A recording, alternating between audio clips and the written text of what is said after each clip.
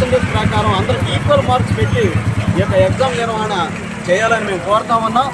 ఆ రకంగా మేము 26 నుంచి 30వ తారీఖు దాకా అన్ని జిల్లాల్లో కూడా బైక్ ర్యాలీలు జరుగుతూ ఉన్నాయి. అప్పటికీ ప్రభుత్వం స్పందించకపోతే ఈ నెల 30వ తేదీన మేము సమావేశమై నిర్ణయాలు తీసుకుని 3వ తారీఖున సెప్టెంబర్ 3న చెలో విజయవాడ ప్రోగ్రాం ఉంది. ప్రభుత్వం అప్పటికి స్పందిస్తుందని మేము అనుకుంటూ ఉన్నాం.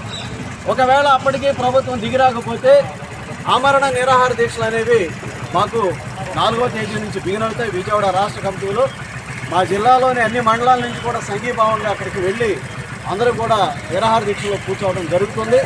కావున మా న్యాయపరమైనటువంటి డిమాండ్స్ ఏదైతే ఉందో ఇన్ సర్వీస్ ఉపాధ్యాయులకు కేట నుంచి మినహాయించాలని ఈ సందర్భంగా మేము కోరుతా ఉన్నాం. ఏ డిపార్ట్మెంట్లో లేనటువంటిది కేవలం ఉపాధ్యాయులకు మాత్రమే ఈ పరీక్ష పెట్టడం అనేది చాలా శోచనీయంగా మేము భావిస్తూ ఉన్నాం.